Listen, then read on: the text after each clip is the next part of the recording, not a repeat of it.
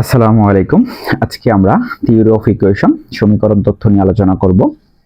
অর্থাৎ এই অধ্যায়টাকে আমরা ভাগ করেছি টোটাল 11টা টাইপে। আজকে আমরা যতটুকু পর্যন্ত সম্ভব ততটুকু পর্যন্ত আলোচনা করব।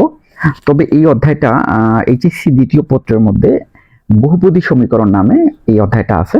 তো ওইখান থেকে কিছু কিছু জিনিস এখানে আমাদের ফান্ডামেন্টাল অফ ম্যাথমেটিক্স এক্সট্রা আছে, সেটা ডেকার্টের চিহ্ন নিয়ম, তারপরে সিনথেটিক বাগ নিউটনের উপপাদ্য ব্যবহার করে S3 S4 ইত্যাদি মান বের করা, তারপরে নির্দিষ্ট পরিমাণ ধ্রুবক পরিমাণ হ্রাস বৃদ্ধি করে সমীকরণ তৈরি, পদ অপসারণ করা, এগুলো কিছু জিনিসের ম্যাথ আমাদের এই ফান্ডামেন্টাল অফ ম্যাথমেটিক্স আছে। তো আমরা একবার এইচএসসি টু তারপরে অনার্স লেভেল একদম দুইটাকে কম্বিনেশন করে A to Z একটা ফুল একটা 100% নোট করেছি।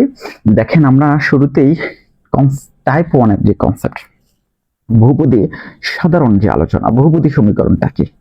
এটা একজনের একটা বীজগণিতিক রাশি। তাহলে বীজগণিতিক রাশিকে সেটা যদি আপনি বোঝেন, যদি আমি x লিখি এটা কিন্তু একটা বীজগণিতিক রাশি, আমি যদি x+2 লিখি এটা একটা বীজগণিতিক, শুধু 2 লিখি এটা কিন্তু বীজগণিতিক রাশি।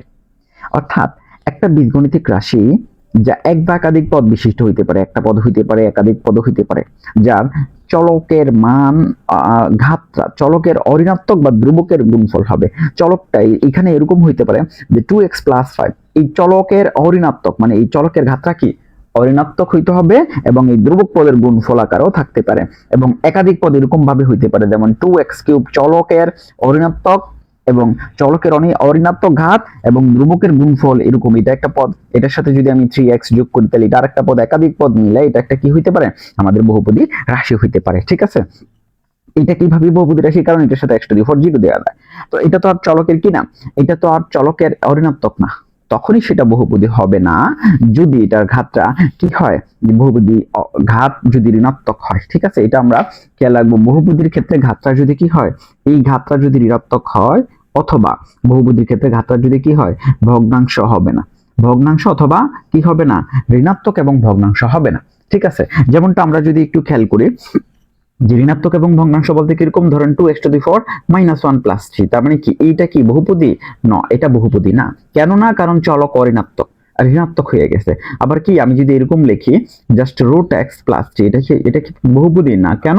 কারণ চলকের মধ্যে পাওয়ারটা এটাকে 2x⁴ লিখতে পারি, তার মানে চলকের পাওয়ারটা কি, এটার পাওয়ারটা এটা একটা ভগ্নাংশ, তাহলে ভগ্নাংশ হতে পারবে না আর ঋণাত্মক হতে পারবে না, তখনই সেটা বহুপদী হবে। তাহলে আমরা বহুপদী বুঝলাম। একটা বহুপদীর মধ্যে আমরা যদি একটু বিশ্লেষণ করি, এখানে কয়েকটা উদাহরণ দেওয়া আছে। অর্থাৎ এই ax² 2hx² + y² এটা বহুপদী, বাট এটা বহুপদী না। কেন না?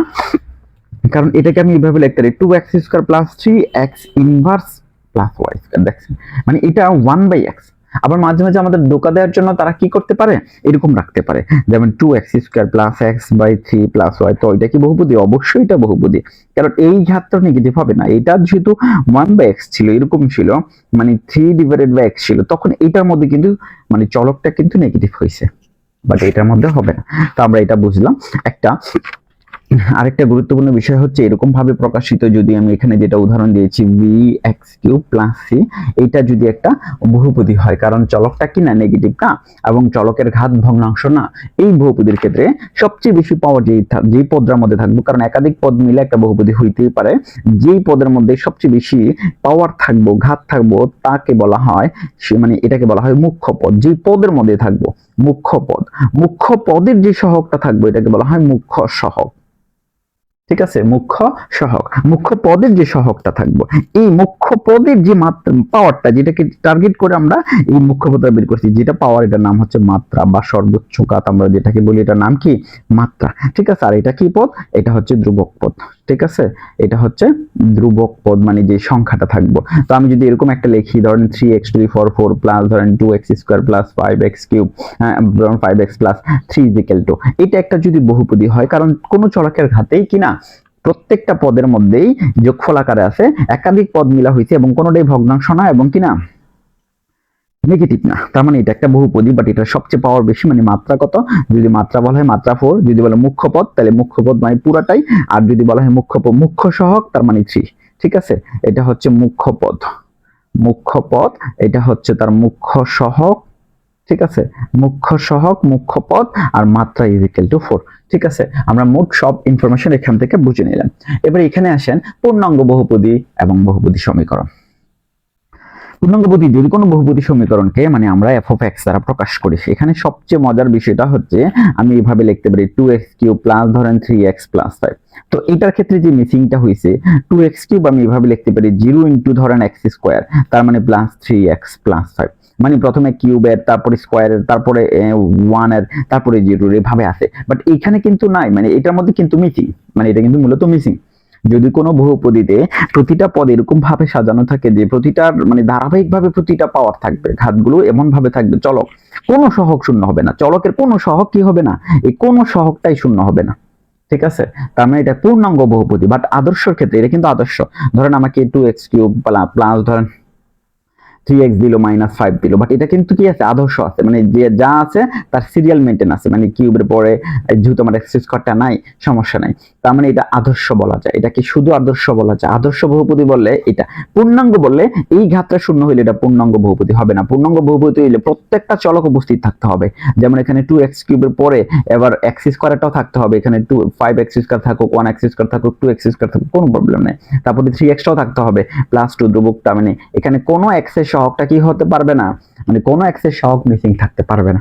সেটা হচ্ছে পূর্ণাঙ্গ বহুপদীর ক্ষেত্রে। তবে আদর্শের ক্ষেত্রে সিরিয়ালটা হইলেই হইছে। 10 এর পরে আমার পাওয়ারটা ধরেন এখানে ধরেন x⁴ 10 আছে, পরে x⁴ 6 আছে, পরে x⁴ 4 আছে, পরে x আছে, পরে 2 আছে, মানে কি সিরিয়াল ঠিক আছে। কিন্তু এটা যদি এরকম হইতো 6 plus x⁴ 10 plus x plus 2, তখন আমি এটাকে কি করতাম, সিরিয়ালে সাজাইলে এটা আদর্শ সমীকরণ হবে, আদর্শ বহুপদী সমীকরণ হবে। এটার আদর্শ রূপ হচ্ছে এটা। বাট এটা পূর্ণাঙ্গ বহুপদী না, কারণ এটা 10 উপস্থিত আছে, 9 এ নাই, তারপরে 7 নাই, 8 নাই, 5 নাই, 4 নাই, 3 নাই, 2 নাই, আবার 1 আছে, তার মানে একটা মিসিং হইলেই সেটা পূর্ণাঙ্গ বহুপদী হবে না। ঠিক আছে, শর্ত সাপেক্ষ সমীকরণ। শর্ত সাপেক্ষ সমীকরণ মানে কোন বহুপদী সমীকরণের যদি, যেমন আমি যদি একটা সমীকরণ লিখি f of x is equal to x³ minus 9x² plus 26 minus 2, এটা একটা বহুপদী সমীকরণ, আমি ধরলাম এটার মান 0। এটা একটা বহুপদী সমীকরণ। তো শর্ত সাপেক্ষ বহুপদী সমীকরণ মানে এটাকে যদি আমি সমাধান করি, এই সমাধানটা হয় 2 এর জন্য, 3 এর জন্য, কারণ ঘাত কত আছে 3, তাহলে তার সমাধান কয়টা হবে, 3টা হবে। 2 3 4 এর জন্য এটা সত্য, এছাড়া অন্য কোনো মানের জন্য সেটা সত্য হয় না। এটাকে সমাধান করলে যে বীজগুলো আমরা মূলগুলো পাবো 2 3 4 এ পাবো, তাহলে এই মূলগুলোর জন্যই একমাত্র সে সত্য। মানে শর্ত সাপেক্ষে শুধু এগুলাই, শর্তটা কি 2 3 4 এর বাইরে সে সিদ্ধ হয় না, এটাই হচ্ছে তার শর্ত। অর্থাৎ নির্দিষ্ট n সংখ্যক মান দ্বারাই সিদ্ধ হবে। অর্থাৎ f of x সমীকরণের ঘাত যত, ঠিক ততটা মূল দ্বারাই যদি সে সিদ্ধ হয়, তাহলে ওই ধরনের সমীকরণকে আমরা শর্ত সাপেক্ষ সমীকরণ বলা হয়। ঠিক আছে, এরপর আমরা চলে যাই আমাদের শর্তহীন সমীকরণ, অথবা যেটাকে আমরা অবেধ হিসাবে চিনি, যেটা একাধিক ঘাতের জন্য সত্য।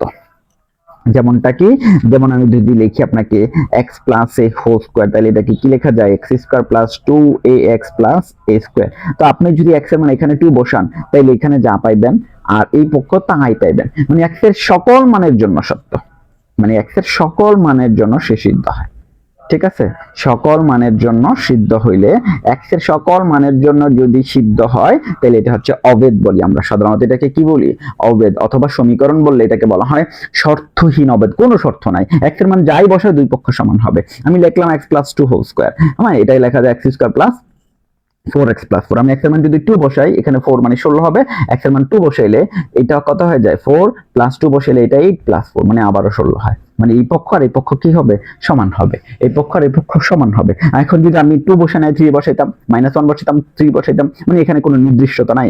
x এর যত মান আছে সব মানের জন্য এই সমীকরণটা সত্য, সব মানের জন্য সে সিদ্ধ হবে। তার মানে শর্ত নাই কোনো, নির্দিষ্ট কোনো মানের জন্য ঘাত এখানে যতই থাকুক, x এর ঘাত যেহেতু 2, x এর দুইটা মানের জন্য সেই সমীকরণটা সিদ্ধ হয় না, এটা হচ্ছে শর্তহীন সমীকরণ। আর আমরা এটাকে আরেক ভাষা বলতে পারি যে এটা অবেধ। এটা নাম কি, অবেধ। x এর সকল মানের জন্য যদি সিদ্ধ হয় সেটা অবেধ, আর নির্দিষ্ট কিছু n সংখ্যক মানের জন্য যদি সে সত্য হয়, তাইলে সেটা শর্ত, একটা হচ্ছে আমরা জানি শর্ত সাপেক্ষ, আর একটা হচ্ছে শর্তহীন। প্রতিসাম্য ফাংশন।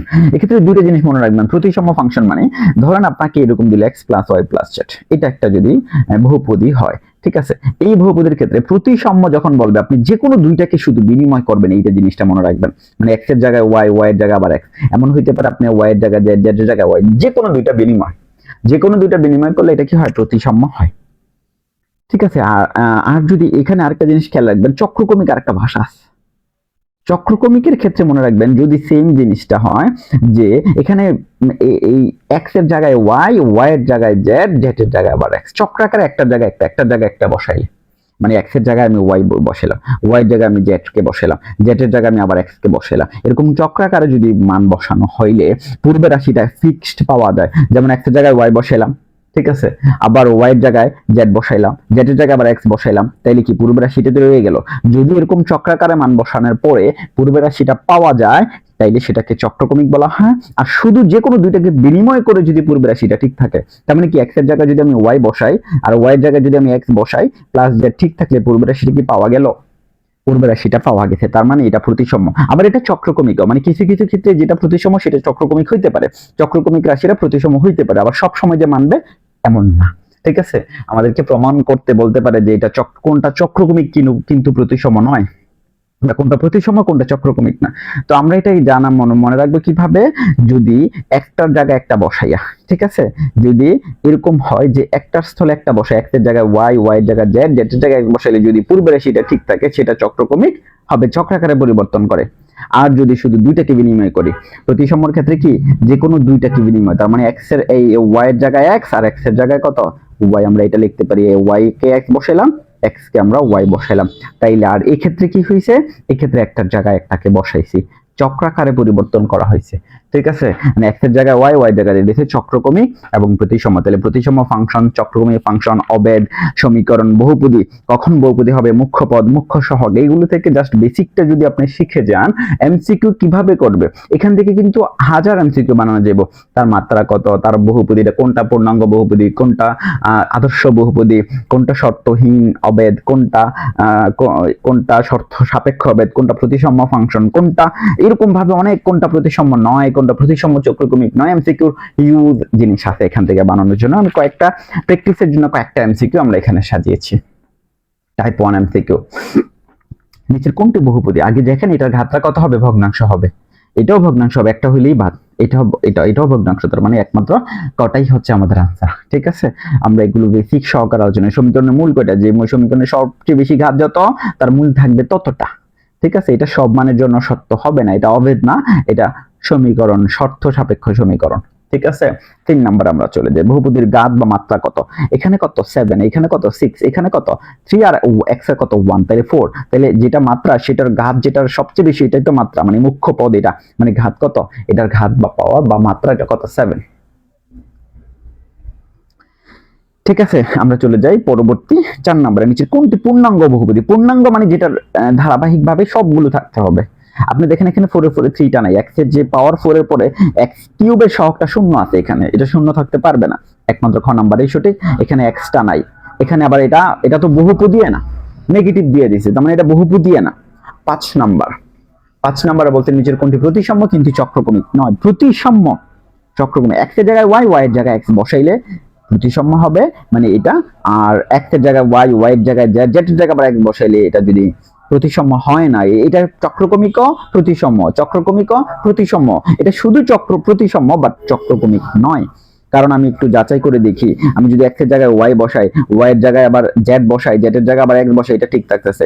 x এর জায়গায় যদি y বসাই, y এর জায়গায় z বসাইলে এটা কি ফিক্স থাকতেছে। তাহলে প্রথম অংশটা ঠিক থাকার পরেও পরের অংশটা কিন্তু আমার আগের পূর্বের রাশিটা রইলো না, যে রাশিটা ছিল এখানে xy, এখানে xy রইলো না, ঠিক আছে, xy রইল না। তার মানে এটাকে আমরা বলতে পারি এটা চক্রক্রমিক না, বাট প্রতিসমের ক্ষেত্রে আবার মানে কিভাবে, কারণ x এর জায়গায় y বসাবো আর y এর জায়গায় x বসাবো, আর এটা তো z তো পরিবর্তন করতেছি না, x এর জায়গায় y বসাবো, y এর জায়গায় x বসাবো, তার মানে xyz প্লাস yx, তার মানে আগেরটাই রয়ে গেছে, তার মানে এটা প্রতিসম আর চক্রক্রমিক হয় না, ওইগুলো চক্রক্রমিক এবং প্রতিসম একসাথে মানে, ঠিক আছে।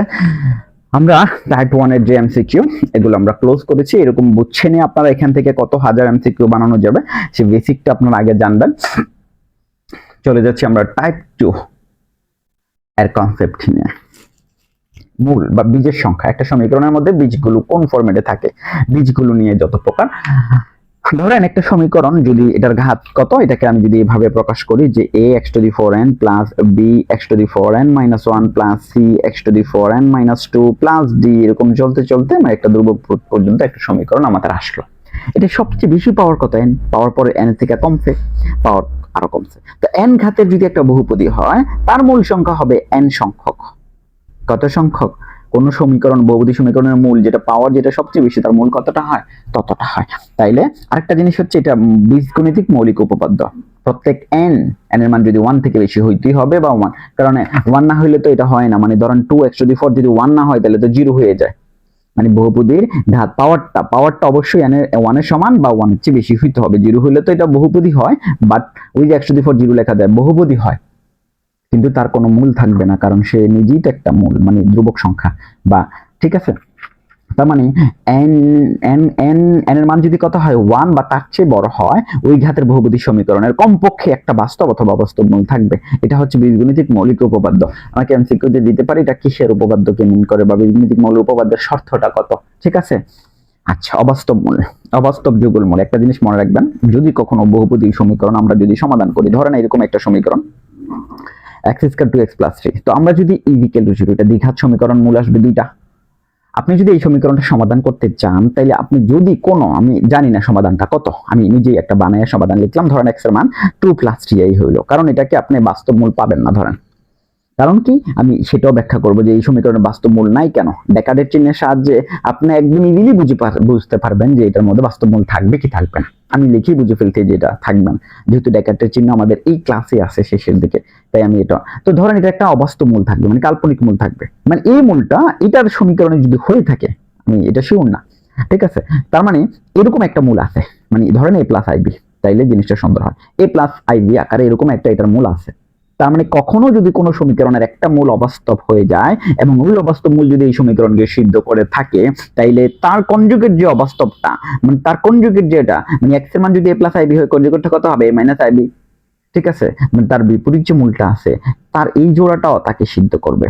অর্থাৎ কোন একটা সমীকরণের যদি আপনি দেখেন, আপনাকে যদি বলে 2 - 3y এটা সমীকরণকে সিদ্ধ করছে, তাহলে অবশ্যই আপনি ধরে নিতে পারবেন 2 + i এটাকে সিদ্ধ করবে, কারণ এই ধরনের মূল সিঙ্গেল ভাবে কোনো সমীকরণকে সিদ্ধ করে না, এরা জোড়ায় জোড়ায় সমীকরণের মধ্যে থাকে। এই মূলটা যখনই থাকবে, এই মূলটা তার সাথে থাকবে, ঠিক আছে। এই জিনিসটা এখানে বলে দেয়া আছে, সমীকরণকে যদি 3 + 4i সিদ্ধ করে, তাহলে 3 - 4i অবশ্যই এটাকে সিদ্ধ করবে। অবাস্তব যুগল মূল, মানে অবাস্তব মূলগুলো যুগলে থাকে, জোড়ায় জোড়ায় থাকে। অর্থাৎ কোন সমীকরণে a + ib আকারে মূলকে অবাস্তব মূল বলা হয়। অর্থাৎ এই সমীকরণে আমি যদি সমাধান করি, আমরা এভাবে তো অমূলদ যুগল মূল, সেম কাহিনী। অমূলদ মূল তো বুঝি, ধরেন 3 + √2, মানে এটা একটা অমূলদ মূল। যদি এই মূলটা কোনো একটা বহুপদী সমীকরণকে সিদ্ধ করে, তাহলে এই মূলটা অবশ্যই সিদ্ধ করবে। আবার মাঝে মাঝে ধোঁকা দিতে পারে, √2 + 3 দিয়ে দিছে, তো আপনি কি √2 - 3 লিখবেন না। এইটা অবশ্যই চিহ্নটা অমূলদ সংখ্যার সামনে বা অবাস্তব সংখ্যার সামনে হবে। মানে এটা যদি এটা হবে কত, মাইনাস, এটা প্লাসই থাকবে, এটা চেঞ্জ হবে। এটা তো √2 + 3 ছিল, -√2 + 3 হবে, মানে এটার সামনে চিহ্নটা চেঞ্জ হবে, ঠিক আছে। এটা খেয়াল রাখতে হবে। তার মানে অমূলদ যুগল মূল, মানে এই অমূলদ মূলগুলো কিরকম, a + -√5 আকারের যে মূলগুলো 2 + √3 যদি এই সমীকরণকে সিদ্ধ করে থাকে, তাহলে 2 - √3ও এই সমীকরণকে সিদ্ধ করবে, ঠিক আছে। 2 + 3 যদি এই সমীকরণকে সিদ্ধ করে, তাহলে 2 - 3ও এই সমীকরণকে সিদ্ধ করবে। এবার হচ্ছে অবজীব মূল, যে সংখ্যা পূর্ণ সংখ্যার সহগ বিশিষ্ট বহুপদী সমীকরণ সিদ্ধ করে না। কিছু কিছু মানে মান আছে, ধরুন এরকম কোন একটা সমীকরণ 2x² + 5x, এটাকে আমরা সমাধান করলে তো একটা মান না একটা মান পাবো। মানে x এর মান আমরা যখন পাবো, বিভিন্ন ধরনের x এর মান পাবো, তবে কখন এটার সমাধান এমন পাবো না যে এটার মান x এর মান পাই বা ই, এই এরা হচ্ছে এমন মান, এরা কোনো বীজগণিতিক সহগ বিশিষ্ট বীজগণিতিক সমীকরণকে সিদ্ধ করে না। এই পাই এবং ই অবিজীয় মূল, মানে এরা কোনো বীজগণিতিক সমীকরণকে কি করে না, এরা সিদ্ধ করতে পারে না, এরা কোনো সমাধান হইতে পারে না, কোনো সমীকরণের এরা কখনো সমাধান হিসাবে গণ্য হয় না। তার মানে এরাই হচ্ছে অবিজীয় মূল। আমরা টাইপ 2 এর কনসেপ্ট শেষ করেছি, আমরা টাইপ 2 এর এমসিকিউ নিয়ে একটু আলোচনা করি। দ্বিঘাত সমীকরণের একটা মূল 1/√2+। এইভাবে আরেকটা মজার বিষয় হচ্ছে, যখন আপনি দেখবেন এইভাবে থাকবে, মানে এই 1 বা এটা থাকা মানেই তো আমরা অনুবন্ধী দ্বারা গুণ করা, মানে এই যে একটা মূল আমি ধরলাম, এই মূলটা x, এই মূলটাই তো আমাদের একটু ঝামেলা করে ফেলছে, মানে এই মূলটাও তো এখন পজিশনে নাই, এটাকে সাজায় এই মূলটাকে একটু মানে এই যে √2 + 1 এটাকে অনুবন্ধী দ্বারা আমরা গুণ করি না, √2 - 1 দ্বারা গুণ করলে এটা তো √2 - 1 হয়ে যায় লবে হরে। তাহলে নিচেরটা কত হয় √2² - 1² মানে 1। তাহলে উপরে থাকতেছে √2 - 1 মানে এই একটা মূল কিন্তু এটা আসলে এটাকে আমরা এই পজিশনে দিয়েছি, বাট মূলত মূলটা কি এটা। তাইলে দ্বিঘাত সমীকরণের একটা মূল যদি এটা হয় তাহলে এটা হয় যদি এভাবে সরাসরি এটা বলতে পারতো। এটা যদি হয় তাহলে অপর মূলটা কত হবে? অপর মূলটা ওই এটার সামনে চিহ্নটা চেঞ্জ হবে, √2 - 1। ঠিক আছে, তাহলে আমাদের অপর মূলটা কত হবে? -√2 - 1। ঠিক আছে, জিনিসটা ক্লিয়ার? ওই একটা মূল কিন্তু আমাদের চেঞ্জ করে দিয়ে দিয়েছে একটা মূল। এখন আমাদের অপর মূলটা কত? একটা দ্বিঘাত সমীকরণে একটা মূল 1+, সেম কাহিনী অপর মূল কত, তার মানে আবার অনুবন্ধী দ্বারা গুণ করবো আমরা। ঠিক আছে, এটা ছিল অমূলত, এটা ছিল অমূলত, প্রথমটা ছিল অমূলত, পরেরটা ছিল কাল্পনিক। ঠিক আছে, যেমন এখানে আমরা এটাকে লিখতে পারি কত 1/1 + i ছিল, অনুবন্ধী দ্বারা গুণ করলে 1 - i হয়, আর এটা 1² - i², i² মান কত -1, তাহলে 2 হয়ে যাবে 1 - i/2। এটা ছিল ওই একটা মূল। এখন অপর মূলটা কত হবে? এটা হয়ে যাবে 1 + i/2, মানে ওই যে এটার সামনে চিহ্নটা চেঞ্জ হবে। ঠিক আছে, নিচে কোন জোড়া অবিজয় সংখ্যা? আমরা বুঝি ই এবং পাই হচ্ছে অবিজয়, ই এবং পাই হচ্ছে অবিজয়, এদের কোনো কি থাকে না, মূল থাকে না। ঠিক আছে, এরা কখনো মূল হয় না অন্য কোনো সমীকরণের। এই যে দেখেন i ও 1 হলে অপর মূলটা কত? দেখেন এখানে সবচেয়ে এখানে আপনি বুদ্ধি দিয়ে আনসার করে ফেলতে পারেন। কিভাবে আমি বুদ্ধি দিয়ে আনসার করতে পারি? এই যে সমীকরণটা কিউব স্কয়ার, এখানে দেখেন এই সমীকরণের 3টা মূল থাকবে, পাওয়ার যেহেতু 3 3টা মূল থাকবে, এর মধ্যে i যেহেতু একটা আছে, 1 যেহেতু একটা আছে, তাহলে 1 তো ফিক্সড হয়ে গেছে, তাহলে i তো একা থাকে না, এটা তো জোড়া জোড়া থাকবে, তার মানে -i তো এর মধ্যে আছে না, -i তো এর মধ্যে থাকবেই, কারণ i তো সিঙ্গেলে থাকে না, কারণ আমরা জানি এই কাল্পনিক মূলগুলো কি থাকে, যোগলে থাকে, তার মানে -i টা থাকবে অবশ্যই। আর একটা যেহেতু 1 বলে দিছে, তার মানে এটা ক্লিয়ার হয়ে গেছে। একটি জটিল মূল থাকতে পারে, এর জটিল মূল থাকতে পারে কয়টা? আপনারা একটা জিনিস দেখেন, যেহেতু এখানে এটার মধ্যে মূলই থাকবে 3টা, জটিল মূল সর্বোচ্চ 2টার বেশি থাকবে না, কারণ একটা যদি বাস্তব মূল হয়ে যায় তাহলে বাকি 2টা জটিল হবে। আর যদি হইতো 4টা হইতো, আর নাইলে থাকবে না, মানে সর্বোচ্চ থাকতে পারবে 2টা। এটার মধ্যে সর্বোচ্চ জটিল মূল থাকতে পারবে কয়টা? 2টার বেশি তো থাকতে পারবেও না। ঠিক আছে, দ্বিঘাত সমীকরণের একটা মূল 1 + 2i, দেখছেন অপরটা কত? এখানে এই যে ঝামেলাটা আমি বলছিলাম, যেটা একটা মূল যদি 1 + 2 দিছে i + 2, তাহলে অপরটা কত হবে? -i + 2, মানে চেঞ্জটা কোথায় হবে? চেঞ্জটা তার সামনে হবে, i এর সামনে, অমূলদের সামনে। ঠিক আছে, চেঞ্জটা হবে, এটা আমাদের মাথায় রাখতে হবে। তার মানে আমরা এই জাতীয় যদি মূল জাতীয় মানে বিভিন্ন ধরনের মূল আছে, মূলগুলো অমূলদ মূল হইতে পারে, অবাস্তব মূল হইতে পারে, অবিজয় মূল হইতে পারে, মূল নিয়ে যত সমস্যা ছিল আশা করি আপনারা বুঝছেন। এই টাইপ থেকে আপনাকে এবার কোশ্চেন দিলে আপনার সবকিছু সমাধান হয়ে গেছে। আপনি এবার এইগুলো বাইরে কোশ্চেন দিলে আপনি পারবেন না।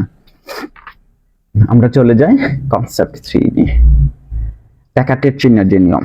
এখানে দেখেন একটা সংজ্ঞা আছে, বিস্তারিত একটা সংজ্ঞা আছে। হ্যাঁ, বাস্তব সহগ বিশিষ্ট কোনো f(x)(0) সমীকরণের মূলের সংখ্যা বহুপদী সমীকরণ f(x) এর চিহ্ন পরিবর্তনের সংখ্যা অপেক্ষা, মানে এই যে জায়গাটা, এটাকে আমি যদি শর্টকাট বলি, ধরেন কোনো f(x) একটা সমীকরণ আমি লিখলাম x³ - x + 3 -x² + 3x + 2। এই সমীকরণের এই f(x) চিহ্নের পরিবর্তন যতটা হবে, চিহ্নের পরিবর্তন দেখেন, এটা কি প্লাসের ছিল না, এটা কি মাইনাসের হয়ে গেছে না, প্লাস থেকে মাইনাস হয়েছে, তার মানে আমরা বলতে পারি সে এখানে একবার চিহ্ন পরিবর্তন করছে, আবার এখানে মাইনাস থেকে প্লাস হয়েছে, সে আরেকবার চিহ্ন পরিবর্তন করছে, তাহলে কয়টা চিহ্ন পরিবর্তন হয়েছে? 2টা। তাহলে একটা জিনিস মনে রাখবেন, যদি f(x) এর মধ্যে যতবার চিহ্ন পরিবর্তন হয় তার পজিটিভ মূল ততটা থাকবে, সর্বোচ্চ, এর বেশি পজিটিভ মূল থাকবে না। ধরেন +2 বা +5 এরকম পজিটিভ মূল কয়টা থাকবে? সর্বোচ্চ এই 2টাই থাকবে। এই সমীকরণটাকে সমাধান করলে 2টার বেশি থাকবে না। যেহেতু সমীকরণের মূল থাকবে 3টা, যদি এটার মধ্যে থেকে আমি সমাধান করি, পজিটিভ মূল আমি একটাও পাইতে পারি, আবার 2টাও পাইতে পারি। ঠিক আছে, যে 2, 5 পাবো যে এমনটা না, মানে পজিটিভ মূল, মানে এটা বুঝাইলাম। কিন্তু যদি আমি এটাকে একটু কাজ করি, f(-x) বের করি, তাহলে -x বসাইলে একটা জায়গায় এটা -x³ হয়ে যাবে, -x বসাইলে তো প্লাসই থাকবে, তো পরে x² থাকলো, মাইনাস বসাইলে -3x, আর এটা +2। এখানে কোনো চিহ্নের পরিবর্তন নাই, মাইনাস থেকে প্লাস হয়েছে একটা, তাইলে বোঝা গেছে একটা চিহ্নের পরিবর্তন হয়েছে, নেগেটিভ মূল থাকবে সর্বোচ্চ একটা, নেগেটিভ মূল নাও থাকতে পারে, কোনো সমস্যা নাই, কিন্তু যদি থাকে একটা থাকবে, 2টা কখনো নেগেটিভ মূল থাকবে না। তার মানে আমি যদি এই সমীকরণকে সমাধান করি এবং এই সমীকরণকে সমাধান করার পরে আমি যদি পজিটিভ মূল পাই 2টা, নেগেটিভ মূল পাই একটা, তাইলে আমি সর্বোচ্চ পজিটিভ বা নেগেটিভ মূল আমি কয়টা পাইতে পারি? আর বাকি যদি অবশিষ্ট মূল থাকে, বাকি মূলগুলো কি হবে? বাকি মূলগুলো আমাদের কি হবে? অবাস্তব হবে। এরা হচ্ছে বাস্তব। পজিটিভ আর নেগেটিভ মানে কি? পজিটিভ আর নেগেটিভ মানে কি? এরা বাস্তব মূল। ঠিক আছে, এরা কি বাস্তব মূল হবে এরা, ঠিক আছে। এর বাইরে যতগুলো মূল হবে এরা অবাস্তব হবে। এই ডেকেটের চিহ্ন আপনি যদি এই জায়গাটা বুঝে থাকেন আপনার কাজ শেষ। দেখেন এফ অফ এক্স চিহ্নের পরিবর্তন যতটি ধনাত্মক মূল ততটি বা তার চেয়ে কম হবে। এই যে সর্বোচ্চ দুইটি, আর মানে কি দুইটা হইতে পারে কমও হইতে পারে। এফ অফ মাইনাস এক্স এর চিহ্নের পরিবর্তন যতটি ঋণাত্মক মূল ততটি বা তার চেয়ে কম হবে। আর বাকি মূলগুলো ধনাত্মক এবং ঋণাত্মক বাদ দিয়া বাকি মূলগুলো অবাস্তব হবে এবং কমপক্ষে ততটি। এইটা মনে রাখবেন, কমপক্ষে। কারণ যদি যদি ধরেন এখানে একটা পজিটিভ হয়ে যায়, হ্যাঁ একটা পজিটিভ হইলো আর এখানে কোনো নেগেটিভ হইলো না, সমস্যা কি? কারণ না হইতেই পারে, তাহলে বাকি দুইটা মূল অবাস্তব হইতে পারে না, ঠিক আছে। মানে কমপক্ষে বাকি যে মূলগুলো আছে কমপক্ষে ততগুলো অবাস্তব হবে। যেমনটা আমি এখানে দেখাই, এফ অফ এক্স প্লাস থেকে মাইনাস হয়েছে, একটা চিহ্নের পরিবর্তন, পজিটিভ মূল সর্বোচ্চ একটা, প্লাস থেকে মাইনাস আর কোনো চেঞ্জ নাই, তাহলে একটা, তাহলে পজিটিভ নেগেটিভ মূল আবার একটা। তাহলে বুঝে গেছে আমরা পজিটিভ এবং নেগেটিভ মূল মূলেয়া মানে বাস্তব যেটা দুইটা, তাহলে কাল্পনিক মূল কত হবে? মোট ঘাত 4 ছিল, তাহলে পাওয়ারটা মানে মূল 4টা, 4টা থেকে যদি আমি দুইটা মূল বাদ দিয়ে দেই তাহলে আমার আর দুইটা কাল্পনিক মূল হবে, কমপক্ষে দুইটা কাল্পনিক হবে। এখন মজাটা হচ্ছে কমপক্ষে দুইটা মানে আর বেশি হইতে পারে, আর বেশি আবার 3টা হবে না, হইলে 4টা হয়ে যাবে। এখন ওই যে আমরা বলছি যে একটা চিহ্নের পরিবর্তন একটা পজিটিভ মূল হইতে পারে, এটা তো নাও হইতে পারে, আবার একটা নেগেটিভ হইতে পারে, এটা তো নাও হইতে পারে, সর্বোচ্চ একটা হইতে পারে, আর কম মতো হইতে পারে, মানে নেগেটিভ মূল নাও থাকতে পারে। মানে পজিটিভ আর নেগেটিভ যদি না থাকে তখন ওই 4টা মূলই আমাদের কাল্পনিক হয়ে যাবে। এর অর্থ হচ্ছে কাল্পনিক মূল হবে মানে দুইটার কম না, এর বেশি হইতে পারে, কারণ এরা পজিটিভ আর নেগেটিভ একটা একটা করে হইতেও পারে।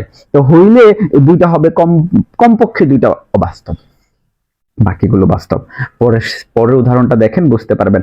এখানে চিহ্নের পরিবর্তন কয়টা? 3টা, তাহলে পজিটিভ কয়টা? 3টা, নেগেটিভ যখন x এর মান মাইনাস x বসাইছি তাহলে আবারও 3টা, তাহলে 6টা। তাহলে আমি পজিটিভ মূল পাইতে পারি সবচেয়ে বেশি যদি পাই 3টা, সবচেয়ে বেশি যদি পাই নেগেটিভ 3টা, 6টা মূল আমার পজিটিভ আর নেগেটিভ মিলে বাস্তব চলে যাবে, ঠিক আছে। 6টা বাস্তব মূল হবে। তাহলে মূল কয়টা হবে? এই সমীকরণে মূল কয়টা হবে?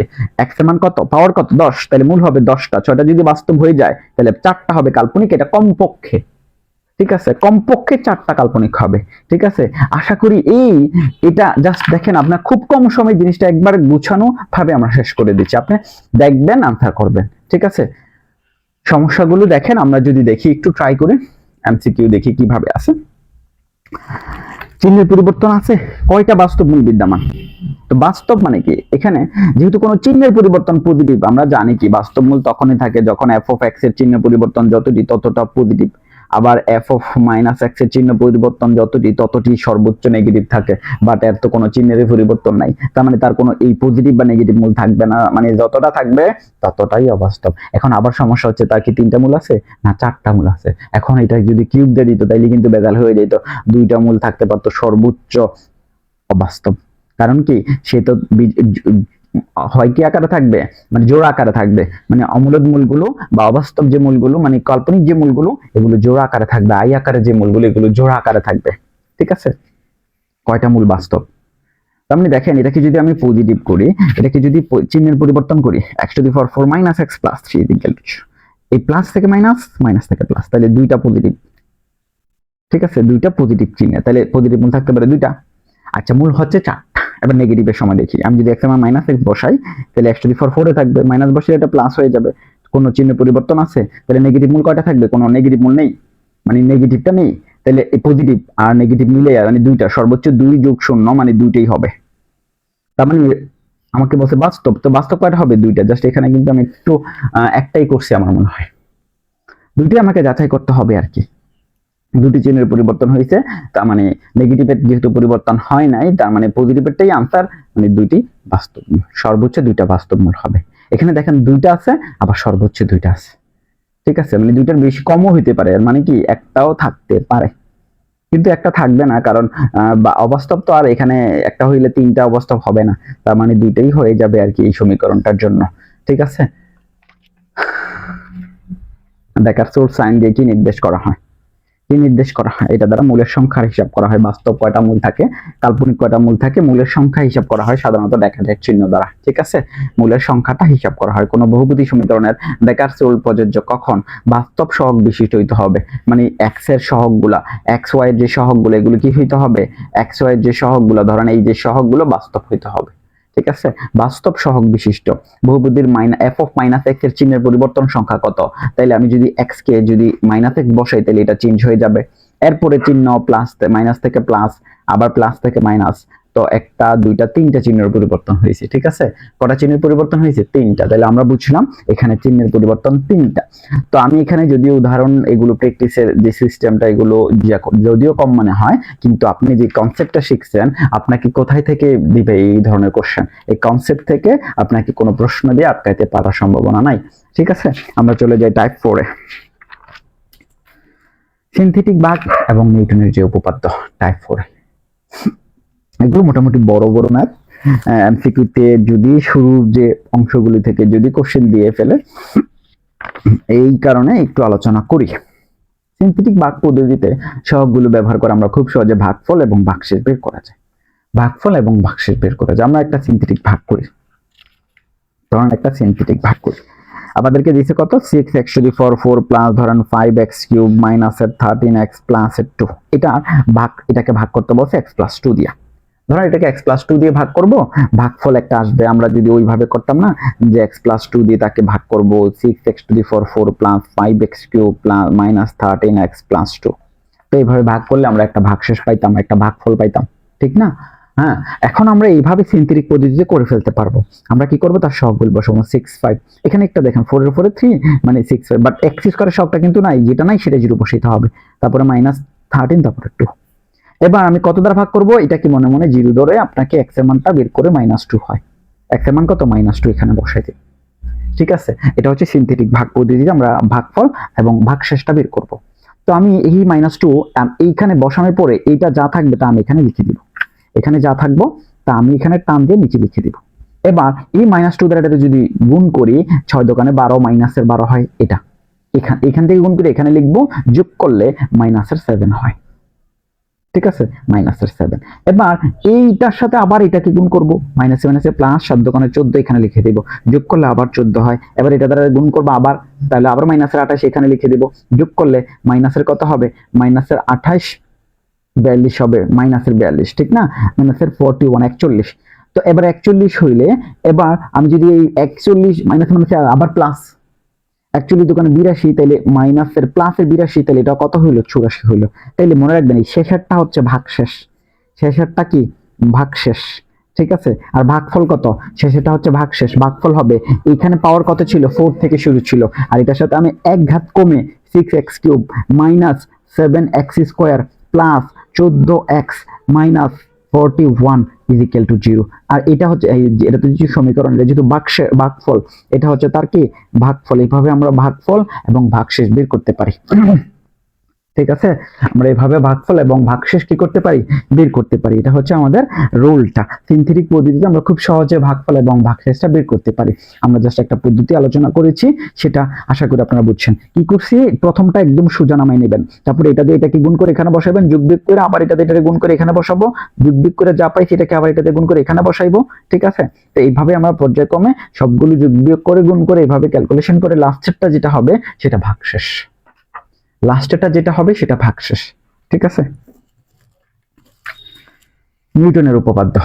এটা কোন সমীকরণের বীজগুলো ঘাতের, মানে বীজগুলো বা মূলগুলোর ঘাতের সমষ্টি নির্ণয়ের জন্য ব্যবহার করা হয়ে থাকে। মানে S1 S2 আমরা তো মাঝে মাঝে, এটা হচ্ছে মোটামুটি এটা আমাদের বড় লেভেলের যে ম্যাথগুলো, S1 equal to alpha plus beta plus gamma, মূল 3টা থাকলে 3টা মূলের যোগফল, মূল 3টা থাকলে 3টা মূলের যোগফলের বর্গ, S2 বলতে এটা বোঝায়, S3 বলতে এটা বোঝায়। যেমন এটা মূল 3টা হইলে এটা অনুযায়ী, এই 3টা মূল অনুযায়ী S1 বলতে এইগুলো বোঝায়। এবার এই জাতীয় সমীকরণ থেকে S5 বা S4 কিভাবে বের করা হয়, জাস্ট আমি একটা ফর্মুলা দেখাই দিই। নিউটনের যে ফর্মুলাটা, এটা আপনারা মনে রাখবেন, এই S1 প্লাস প্রথমে S1 plus P1 equal to 0, এটা হচ্ছে প্রথম ক্ষেত্রে নাম্বার 1। দ্বিতীয়তে আপনি যে কি করবেন, এই প্রথমে S2 নিয়ে আসবেন, S2 নিলে এবার পরে S1 এর মান কমবে, এবার P বাড়া শুরু হবে, P1। এটা হচ্ছে 2 নম্বর সমীকরণ। এবার 3 নম্বরে যখন যাবেন, মানে S3 তে যাবেন, তখন আপনি মনে করবেন পরে হবে S2, তো S2 এর এখানে তো P1 হবে, তারপরে S1 আবার এটা শেষ হবে, মানে S1 এ যাইয়া সবসময় ক্লোজ হবে। এবার কত? এবার P2 হবে, মনে রাখবেন P2 এর পরে এবার P3 আসার কথা। ও এখানে একটু ঝামেলা আছে, P1 এর পরে P2 আসবে, তবে মনে রাখবেন P2 যখন আসবে সিঙ্গেলি, তখন এটার সাথে 2P2 দিতে হবে। তো এখন P2 এর পরে P3 আসবে, P3 তার সামনে 3 দিতে হবে। আবার যখন আমি 4 নম্বরে যাব তখন S4 আসবে, তারপরে S3 আসবে, S3 পরে P1, S2 এর পরে আবার P2, S3 এর পরে আবার P1, আরে P2 এর পরে P3, F2, এটা 1, একটু ভুল করছি, S এর মানটা কমবে, 3 2 1, S শেষ, P3 লাস্টে, Pটা আবার বাড়বে, Pটা বাইরে এখানে 4 হবে, P4, বাট এখানে 4 হইলে এখানে 4 দিয়ে ইকুয়াল টু 0 দিব। এভাবে আমার এইগুলো হচ্ছে S1 S2 বের করার জন্য আমি যে সমীকরণগুলো এভাবে মনে রাখবেন। S5, যখন S5 দিবেন তখন এখানে S4 হবে, এটা P1 হবে, এখানে S3 হবে, এটা P2 হবে, এখানে S2 হবে, এটা P1 হবে, এখানে S4 S3 S2 S1 হবে, আর P2 এর পরে P3 হবে, তারপরে P4 হবে, লাস্টে P5 হবে, P5 মানে এখানে 5। ঠিক আছে, এইভাবে S1 S5, যদি আমাকে S5 বের করতে বলে তাহলে অবশ্যই এটা লাগবে, আমার এই সমীকরণটা লাগবে। তো ধাপে ধাপে সবগুলো মান বের না করে করা যায় না।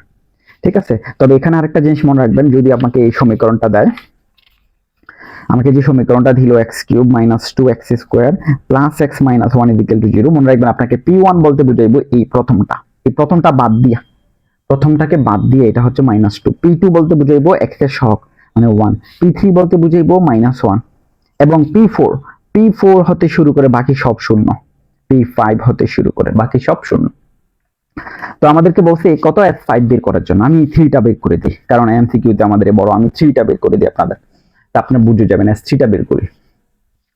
তো আমরা এই মানগুলো আমরা জানি, মানে S1 বা 2 আমাদেরকে যদি দেয় তাহলে S1 S2 দিবে, তাহলে S1 = S1 + P1 = 0, তাহলে এখানে P1 এর মান কত -2 না, তাহলে S1 + P1 মানে -2 = 0, তাহলে এখান থেকে আমি S1 = কত পাইছি 2 না, -2 দিকে গেলে S1 এর মান পাই ফেলছি। তাহলে আমার কাছে এখন S1 ও জানা, তাইলে প্রথম ক্ষেত্রে আমি যদি এটা S1 বের করি, তাহলে দ্বিতীয় ক্ষেত্রে আমি S2টা কিভাবে বের করব, S2 সূত্রটা কি ছিল, S2 থাকবে, পরে আবার S2 থেকে S1 হয়ে যাবে, P এর মান স্টার্ট হবে P1, তার মানে Pটাও তো শেষ হবে, তাইলে P2 তে শেষ হলে এখানে 2। এবার আমি S2 এর মান বের করব, S1 এর মান কত ছিল 2, আর P1 এর মান কত ছিল -2, -2 আর 4 হয়ে যাবে, 2 * P2, P2 এর মান কত ছিল 1, 2 কো গুণ করলে 2 = 0, তাহলে এখান থেকে আমি ক্যালকুলেশন করলে S2 = আবার +2 হবে। ঠিক আছে, ওই যে -4 প্লাস, তারপর আমি তৃতীয় ক্ষেত্রে S3টা বের করে দিই, একটা বের করলে পরেরটা বের করে দেয়, কারণ S1 ছাড়া কিন্তু আবার S2 করা যেত না, ধাপে ধাপে করতে হবে। S3 কত ছিল, S3 এর পরে S2 আসতো, তারপরে P1, S1 আসতো, তারপরে P2, তারপরে যেহেতু S1 শেষ তাহলে শুধু P3 আসবে, বাট 3 হয়ে যাবে = 0। আমার S3 বের করব, তাহলে S3 থাকুক, S2 এর মান 2, P1 এর মান -2 -4, S1 এর মান 2, P2 এর মান 1, তাহলে এটা 2 হবে, 3 * P3 মান কত ছিল -1, তাহলে -3 = 0। ঠিক আছে, তাহলে ক্যালকুলেশন করলে S3 এখানে হয় -7 + 2 -5, মানে +5 হয়ে যাবে S3 মান। ঠিক আছে, তাহলে S3 মান কত পাইলাম, +5। এইভাবে আমরা S4 বা S3 বা যা দরকার লাগে আমরা কি করতে পারি, এটা হচ্ছে নিউটনের উপপাদ্য ব্যবহার করে আমরা কি করতে পারি, মূলগুলোর ঘাতের সমষ্টি নির্ণয় এটা ব্যবহার করতে পারি। তো সেক্ষেত্রে আমাদের যে এমসিকিউ গুলো, আমরা টাইপ 4 এর যে এমসিকিউ গুলো, এইখানে দেখেন S3 কত, তো আমরা এখন মাত্র রোলটা শিখলাম, S3 এভাবে আমরা বের করে নেব, প্রথমে S1 বের করব, পরে S2 বের করব, পরে S3 বের করব, যে রোলটা আমরা শিখছি সেই রোলের সাহায্যে পরে S2 কত, মনে রাখবেন সিনথেটিক ভাগ পদ্ধতিতে S1 S2 বের করা যায়, কিন্তু আমরা এখানে একটাই শিখলাম, সিনথেটিক ভাগটাও শিখে ফেলেছি, আর এখানে S1 S2 পদ্ধতিটা এই পদ্ধতিতে তাড়াতাড়ি বের করা যায়। সিনথেটিক ভাগ পদ্ধতিতে বারবার করে, মানে এটাকে বারবার ভাগশেষটাকে বারবার করে আমরা এটাকে আবার সমীকরণ সাজিয়ে এখান থেকে বের করা যায় S1 S2 S3 S4। তো আমাদের পরীক্ষায় এমসিকিউতে তার বলে দিবে না এই পদ্ধতিতে করো, যেহেতু এটা রিটেন না, রিটেন হইলে কিন্তু বলতে পারতো যে এটার S3 বের করো এই সিনথেটিক ভাগ পদ্ধতিতে, তখন আমাকে ফিক্সড করে দিছে। তো এই ক্ষেত্রে আমরা সবগুলো এমসিকিউ কি করলাম, ওই নিউটন উপপাদ্য ব্যবহার করে করলাম। S2 কত, তো সেম কাজ, আশা করি 1 নাম্বার 2 নাম্বার লাগবে না, S3 দিয়ে ভাগ, এটাকে S3 দিয়ে ভাগ। তো আমরা প্রথমে সহগগুলো বসাইছি, এটাকে 0 ধরলে x মান -3 হয়, -3 এখানে লিখছি, ওই প্রথমে 2টা নামাই নেব, -3 দ্বারা 2 গুণ করলে -6 এখানে বসাই দেব, যোগ করলে -6 হয়, পরে ওই -3 দ্বারা -6 এর গুণ করলে +18 হয়, গুণ করলে 23 হয়, -3 দ্বারা 23 গুণ করলে -69 হয়, যোগ করলে -75, -3 দ্বারা -75 গুণ করলে 225 হয়, 225 হাতের সাথে 233 হয়, তাহলে এটা কি ভাগশেষ। আর এই x এর সহগ কত দিয়ে শুরু হয়েছিল 4, এখানে এক কমবে, তার মানে ভাগফলটা হবে 2x³ - 6x² + 23x -75 আর ভাগশেষ হবে 233। আমাকে বলছে ভাগ করলে ভাগশেষ কত, তো আপনি ওই পদ্ধতিতে ভাগশেষ ভাগ করতে পারবেন। যেহেতু এটা এমসিকিউ, আমাকে যদি বলে নাই যে এটা সিনথেটিক পদ্ধতিতে করো, সিনথেটিকে কেউ কাজ চাই যেভাবে বলুক আমি উত্তরে না বের করে দিব, ঠিক না? আমরা তো করবো এমসিকিউ। আমরা চলে যাচ্ছি টাইপ 5-এ। টাইপ 5-এ এখানে দেখেন আমাদের এখানে এই জায়গাটা কিন্তু আসলে অনেক ইন্টারেস্টিং এবং খুবই মজার। ধরেন কোন একটা সমীকরণ, আপনাকে একটা সমীকরণ দেয়া হইলো, সমীকরণটার মধ্যে ধরেন আপনাকে এই যে x² - 5x + 6 = 0 একটা সমীকরণ দেয়া হইলো। এটাকে মেজারজাম করলে x এর মান 3,2 হয়। আমি বললাম এই সমীকরণটার এই মূলগুলো যে এক পরিমাণ কমাইয়া তাহলে এটাকে 2 আর এটাকে 1 বানাইয়া যে নতুন সমীকরণ হয় সেই সমীকরণ গঠন করো। আপনি কি করবেন? কত কমাইতে বলছি? 1। আপনাকে 1 কমাইতে বলছি, আপনি 1 বাড়াই দেবেন, x + 1 বসাই দিবেন x এর জায়গায়, শেষ। ওই x এর জায়গায় x + 1 বসাই দিলে মানে এটা স্কয়ার মাইনাসের 5 * x + 1 + 6, মানে আমাকে বলছে কমাইতাম বাট আমি x এর মান বাড়াই দিয়েছি। বাড়াই দিলে কত হয়? x² তারপরে প্লাসের 2x তারপরে +1 মাইনাসের 5x মাইনাসের 5 প্লাসের 6 = 0। x² মাইনাসের 3x লেখা যায়, মাইনাসের 5 আর এখানে প্লাসের 7 প্লাসের 2 থাকে। তাইলে এখানে x এর মান কত? 2 মানে -2 হয়, প্লাসের 2 আর 1 হয়ে গেল। তার মানে বুঝা গেছে আগে ছিল 2, এখন যেটা 3 ছিল এটা এখন 2 হয়েছে, যেটা 2 ছিল এটা 1 হয়েছে, কমছে 1। মানে আমি যে সমীকরণটা তৈরি করছি সেই সমীকরণটা হচ্ছে এটা, যার মূল দুইটা, মানে আমি ওই সমীকরণে যখন আমাকে বলছে 1 কমাইতো, আমি ওই 1 কমাইছি কি করছি? x এর জায়গায় যোগ করে দিছি। যদি বাড়াইতে বলে সেম আমি x এর জায়গায় x - 1 করে দিব। যদি 2 বাড়াইতে বলে আমি x এর জায়গায় x - 2 বসাই দেব। যদি কমাইতে বলে আমি x + 3, যদি কমাইতে বলে 3 কমাইয়া নতুন সমীকরণ গঠন করো। সেম কাজ এখানে ফুল জিনিসটা ব্যাখ্যা করে দেয়া আছে। বাড়াতে বললে কমবে, মাইনাস হবে, যেমন x এই পরিমাণ যদি আমি বাড়াইতে বলি তাহলে x - a হবে, বাড়াইলে কমবে। আর কমাইতে বললে এই পরিমাণ যদি আমাকে কমাইতে বলে তাহলে x + a হবে। আমি দুইটা উদাহরণ এখানে দিয়ে দিয়েছি, আপনাদের একটা উদাহরণ এখানে, ওইটা সেম কাহিনী আমাকে কি বলছে? কমাইতে বলছে। বাড়াইতে বললে আমি কমাবো, কমাইতে বললে আমি x এর জায়গায় কত বসাই দিব? 1 বসাই দিব। জিনিসটা যদি ক্লিয়ারলি বুঝেন, ধরেন আমাকে একটা সমীকরণ তারা দিল, দিয়া বললো যে এই সমীকরণে 2 কম বিশিষ্ট সমীকরণ, মূল বিশিষ্ট সমীকরণ গঠন করো। তাহলে x² ধরেন মাইনাসের 5x প্লাসের 6 বললো 2 বেশি বিশিষ্ট সমীকরণ, মানে 2 বেশি, তার মানে x এর জায়গায় 2 কমাই দিল, 5 * x - 2 প্লাস 6। এখন যে সমীকরণটা আসবে ওই সমীকরণের যে মূলগুলো হইতো ওই মূলগুলো থেকে 2 বেশি মূল আসবে, মানে 5 আসবে আর 3 আসবে, আর 5 আসবে আর 4 আসবে, ঠিক আছে? এখন যে সমীকরণটা আসবে তার মানে 2 বেশি বললে আমি কমাই দিব, জাস্ট x এর জায়গায় x - 2 বসবে। আমরা এবার আরেকটা জিনিস, তাহলে কম আর বেশিটা বুঝছি, কিন্তু মাঝে মাঝে এমনই আমার ঘটনা একটা দিল, ধরেন আমাকে একটা সমীকরণই দিল তারা x³ + 6x² প্লাস ধরেন 5x + 2। এখন আমাকে বললো দ্বিতীয় পদ অপসারণ করো বা x² এর ঘাত মুক্ত করে নতুন সমীকরণ তৈরি করো। তো বেচালে বললাম না, এটার অনেক সূত্র আছে। আমরা এখানে ধরলাম ওই যে আমরা একটু আগে শিখছি কমাইলে, আমি ধরলাম h পরিমাণ কমাইলে এটার দ্বিতীয় পদ মানে মুক্ত হয়ে যাবে। তখন h পরিমাণ কমাইলে মানে x এর জায়গায় আমি h পরিমাণ বাড়াই দিতে হবে, +6 * ধরেন x + h whole square plus 5 * x + h + 2। এখান থেকে ক্যালকুলেশন কইরা তারপরে এই যে দেখেন এটাকে ক্যালকুলেশন কইরা এই যে দেখেন আমাকে বলছে x² এর ঘাত কমাইতো, x² এর ঘাত মুক্ত করতে, তাহলে x² এর ঘাত মুক্ত মানে এটা কি? এটা কত হইতো? তখন 0 হইতো।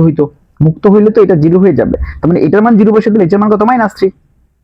ঠিক আছে, এখন আমাকে -3 হ্রাস করলে ওই সমীকরণ যদি -3 হ্রাস করি, মানে ওই x এর জায়গায় যদি x - 3 বসাই দেই, তাহলে নতুন যে সমীকরণটা হবে সেটাই হবে এটার মধ্যে দেখেন x² পদের মুক্ত। আমি কি করছি?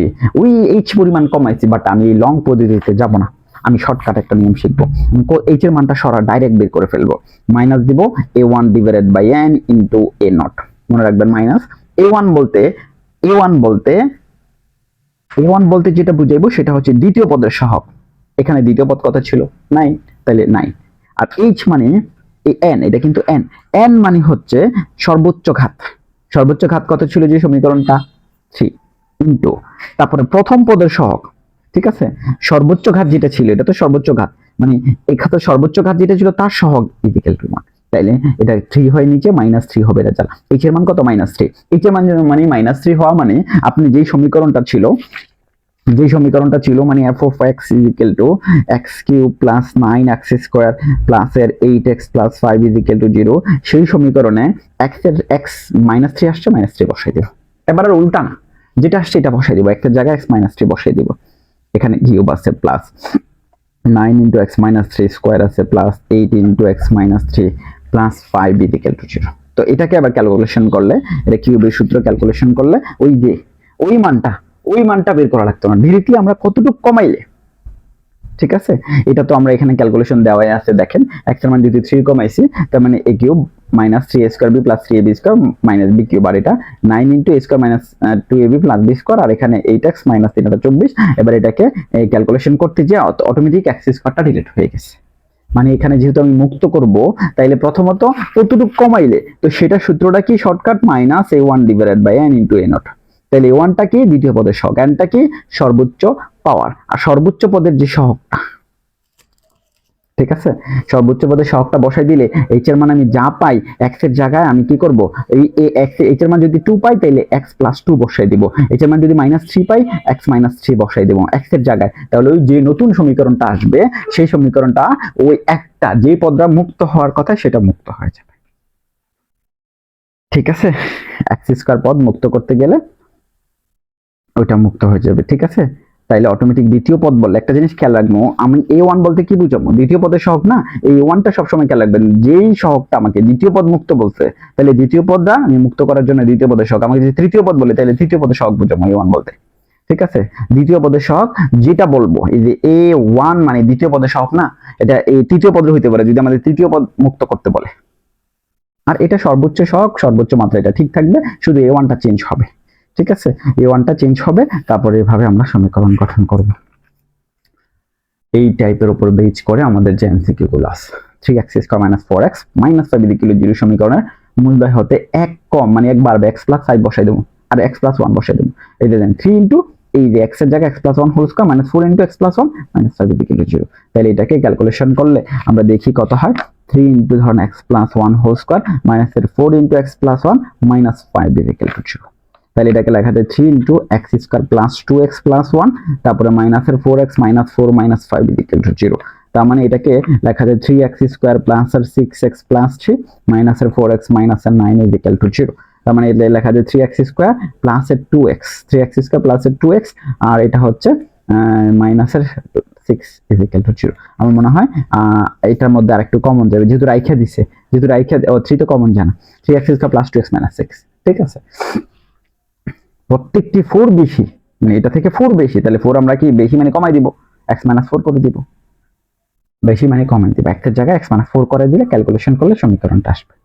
প্রত্যেকটি মূলের চেয়ে 3 ছোট, মানে 3 ছোট তার সমীকরণ, তাহলে x এর মান 3 বাড়াই দিব, ছোট মানলে বাড়াই দিব x + 3।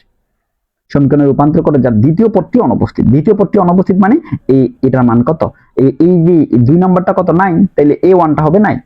তৃতীয় পদ বললে a1 এর মান 8 হতো, আর n মানে সবচেয়ে পাওয়ার কত, 3, আর a0 মানে যেটা পাওয়ার সবচেয়ে বেশি ছিল তার সহগ -3, তাহলে -3 x এর জায়গায় ওই x এর জায়গায় x - 3 বসাই দেব। এখানে যদি x এর মান -3 আসছে, h এর মান, তার মানে x এর জায়গায় x - 3 বসাই দেব। x - 3 বসাই দিয়ে যে সমীকরণটা পাবো তার মধ্যে দ্বিতীয় পদ অবশ্যই থাকবে না, ঠিক আছে, দ্বিতীয় পদে অনুপস্থিত হয়ে যাবে। x² বিশিষ্ট পদটি অপসারণ করতে, x² টা 2 নম্বরে আছে, তার মানে তার সহগ -6/n এর মান 3 * x³ এর সহগ কত, 1, তার মানে 1। h এর মান কত পাইছি, 2, তাহলে h এর মান যেহেতু 2, ফুল সমীকরণে x + 2 বসাই দেব, ফুল সমীকরণে x + 2 বসাই দেব, x এর জায়গায় যত জায়গায় x তত জায়গায় x + 2 বসাই দিয়া নতুন সমীকরণ বের করলে এই সমীকরণের দ্বিতীয় পদটি অনুপস্থিত হয়ে যাবে, ঠিক আছে। মানে x² যে সহগ বিশিষ্ট ওই জায়গাটা চলে যাবে, ঠিক আছে। আমরা টাইপ 6 নম্বরের একটু খুঁটিনাটি জিনিস আলোচনা করি। এটা আপনারা সবাই পারেন, ভাগশেষ উপপাদ্য যদি কোনো ধ্রুবক হয় এবং f of x বহুপদীকে যদি x - a দ্বারা ভাগ করি, ধরেন এই যদি একটা 2 হয়, ধরেন এই 2 হইলো, এবং এটাকে যদি আমি x - 2 দ্বারা কোনো বহুপদীকে ভাগ করি, তাহলে এটা কত, f of a হয় না, মানে x - a দ্বারা ভাগ করলে তবে ভাগশেষটা কত হবে, f of a সমান হয়। মানে এই জিনিসটা যদি আমরা ধরেন আমরা যেরকম ছোটবেলা করছি না, ধরেন এখানে x³ মাইনাসের ধরেন 6x স্কয়ার প্লাসের 6x মাইনাসের 1, এটাকে যদি আমি ভাগ করতে যাই ধরেন x মাইনাস 1 দ্বারা, এভাবে ভাগ তো আমরা পারি। প্রথমে এখানে x কিউব মিলানোর জন্য এখানে x স্কয়ার দ্বারা গুণ করা লাগবে, তাহলে x স্কয়ার দ্বারা গুণ করলে এটা x কিউব হয়ে যাবে মাইনাস x স্কয়ার হয়ে গেল। তো বিয়োগ করলে এটা কাটা গেল, বিয়োগ করলে এটা প্লাসের হয়ে মাইনাসের 5x স্কয়ার থাকলো, আমি প্লাসের পরে এখানে 6x নামাইলাম। তো আমার এখানে কত গুণ করলে মাইনাস 5x গুণ করলে, মাইনাস 5x গুণ করলে এটা মাইনাস 5x স্কয়ার মিলে মাইনাস 5x যদি তাকে গুণ করি এটা প্লাসের 5x হয়ে যায়, তাইলে এটা বিয়োগ করলে আবার বাদ যায়, বাদ যাইলে এখানে থাকতেছে কত, বিয়োগ করলে শুধু x আর এখানে মাইনাস 1। ঠিক আছে, তো আমি এবার কত দ্বারা গুণ করলে, 1 দ্বারা গুণ করলে x মাইনাস 1 হয়। ঠিক আছে, তো এটা যদি 1 ধরি তাহলে এটা 0 হয়ে যাচ্ছে, মানে ভাগশেষটা কত, 0। তার মানে এখন আরেকটা ঘটনা হচ্ছে, যদি এমন হইতো ঘটনাটা আমি এটাকে 2 লিখি, এটাকে 2 লিখি, 2 লিখলে এটা কি হবে, এখানে 2 নামবে, 2 নামলে আমি তো এখানে 1 দিলে এটা মিললো, বাট এটা 2 হওয়ার কারণে বিয়োগ করতে গেলে মাইনাস 1 হয়ে গেছে, মাইনাস 1 হয়ে গেছে, তাহলে ভাগশেষটা কত, মাইনাস 1 না? তাহলে আমি যখন এখানে 2 লিখছি, মানে এই যে এই রাশিটাকে যদি আমি x মাইনাস 1 দ্বারা ভাগ করি তাহলে ভাগশেষটা কত পাইছি, মাইনাস 1। তো আমি এই যে x মাইনাস 1 দ্বারা যখন ভাগ করছি তাহলে x এর মান কত, 1 না, শূন্য ধরলে, তাহলে x এর মান 1 যদি বসাই দেই এই যে এটাতে 1 কিউব মাইনাসের 6 ইনটু 1 স্কয়ার প্লাসের 6 ইনটু 1 মাইনাসের 2, তাহলে এটা রেজাল্ট 6 6 কাটা যাবে আর প্লাস 1 মাইনাস 1 থাকতেছে। মানে আমি নরমালি ভাগ কইরা যে ভাগশেষটা বের করছি এইভাবে বার না কইরা যদি x মাইনাস x এর মান 1টা যদি এটাকে যদি আমি f of x হিসাবে সমীকরণটাকে ধরে নেই যে x কিউব, এটা এই জায়গায় যদি আমি ওইটাকে 0 ধরে 1টা বসাই দেই সমীকরণের মধ্যে তাইলে ডাইরেক্ট ভাগশেষ পাওয়া যায় না।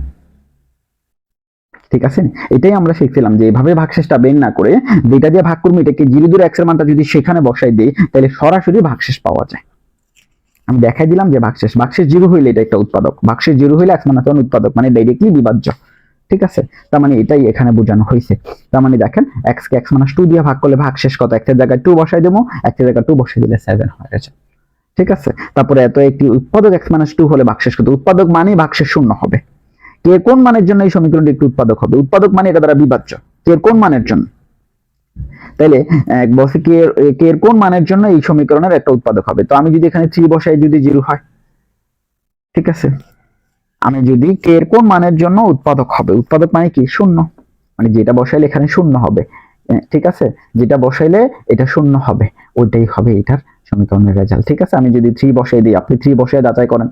ঠিক আছে, আর -2 বসাই দেখবেন শূন্য হয়নি, কে এর মান যদি -2 বসাই, কে এর মান -2 বসাইলে এটা 4 হয়, -2 বসাইলে এটা প্লাস 6 হয়, আর -2 বসাইলে এটা প্লাসের 6 -2 বসাইলে হয় না মনে হয়, কে এর মান -2 বসাইলে মনে হয় পুরোটা শূন্য হয়ে যাবে, পুরোটা শূন্য হইলে যেটার জন্য শূন্য হবে এটাই, কে এর মান -2 এর জন্য হয় বলতে -2 এর জন্য এটা শূন্য হয়েছে।